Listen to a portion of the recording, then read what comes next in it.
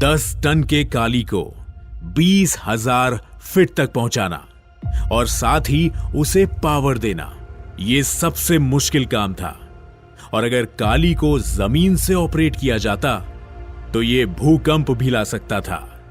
इसीलिए इसे हवा से इस्तेमाल किया गया और इसे पावर देने के लिए IL-72 कैरियर के इंजन का इस्तेमाल किया गया।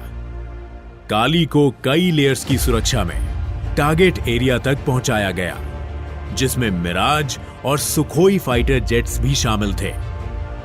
शुरुआत में इसे दोपहर में ऑपरेट करने का प्लान था, क्योंकि 95% एवलांचेस दोपहर के समय में ही आते हैं। लेकिन बाद में इसे सुबह 5 बजे ऑपरेट किया गया, क्योंकि दोपहर में पोलराइजेशन इफेक्ट मौजूद होता है, यानी साइंस का वो फेनोमेनन जिससे सूरज की किरणों की वजह से लेजर्स अपने टारगेट पॉइंट से डिफ्लेक्ट हो जाती है।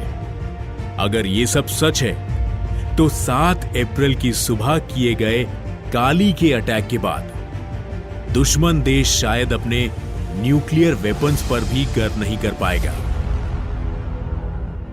बताया जाता है कि एवलांच 8 मंजिल तक ऊंचा था। इस बर्फ की चादर ने पाकिस्तान को बड़ा नुकसान पहुंचाया।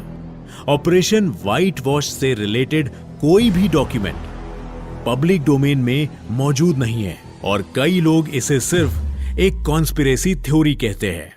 लेकिन 24 जून 2018 में जब भारत सरकार ने उस समय के रक्षा मंत्री श्री मनोहर पारिकर जी से काली 5000 की जानकारी मांगी, तो उन्होंने जवाब में कहा कि काली 5000 की कोई भी जानकारी अभी देना ठीक नहीं होगा और नेशनल सिक्योरिटी के खिलाफ होगा।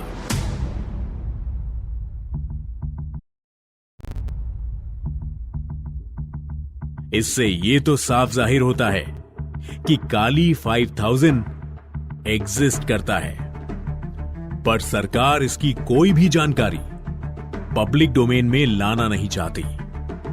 मुमकिन है कि आने वाले समय में काली के इस्तेमाल से भारत मॉडर्न वॉरफेयर का रूप बदल दे।